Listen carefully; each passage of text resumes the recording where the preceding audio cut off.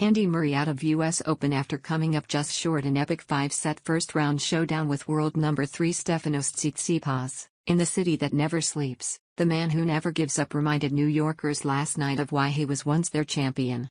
Andy Murray threatened to cause what would have constituted a huge upset at the US Open, before he was controversially beaten down by number 3 Stefanos Tsitsipas, who prevailed 2-6, 7-6, 3-6, 6-3, 6-4 in 4 hours and 48 minutes.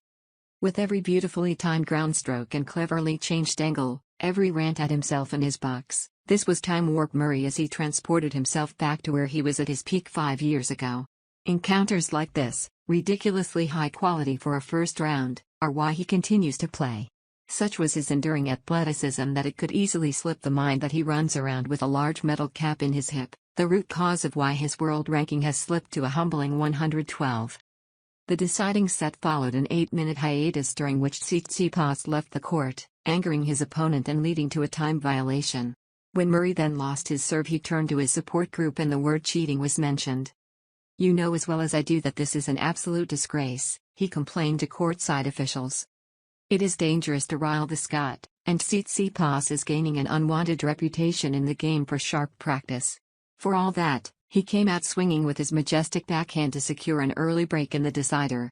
Murray kept coming back at him in a way which, once the dust has settled, should prove enormously encouraging. The roars inside the Arthur Ashe Stadium were not enough to help him quite prise open the door, and the Greek held his nerve and just about managed to breast the line. A key factor was the speeded-up courts at Flushing Meadows this year, which obliged Murray to play with aggressive intent and took time from his opponent. This has always been the way he looks his best. Another sign of it being vintage Murray was him laying on a strange sideshow in the sight of him venting at his support box. The reason on this occasion was him struggling with his footwear in the steaming heat, which caused both his shoes and socks to be wet through and affected his grip on the court. Despite the conditions, it appeared only one pair of sneakers had been packed into his kit bag. After the second set, there was the bizarre sight of him pushing the courtside air conditioning tube into his shoes in a bid to dry them off. "You never look at the details, never," he shouted over at his corner. New socks were eventually delivered. The fact this was the first meeting between Tsitsipas and Murray spoke of what has happened in the last 4 years. While the Greek has been a fixture in the top 10, the former champion has missed so much tennis that there are several stars of the more recent vintage of whom he has little or no experience. Murray cannot have played better since the onset of his injury woes, and his intent was clear in a brilliant first set. When he took it 6-2 with 2 breaks of serve, it was the first time that he had taken one off a top 5 since the French Open semi-final of that year against Stan Wawrinka. The 34-year-old Scot found superb rhythm on his serve and played aggressively throughout, beautifully judging when to come into the net. Perhaps most eye-catching was the way Murray was able to cover the corners of the court. When Tsitsipas drove into the far reaches, he found the ball coming back, often with interest. From the start of the second set, he forced Murray to work harder to hold.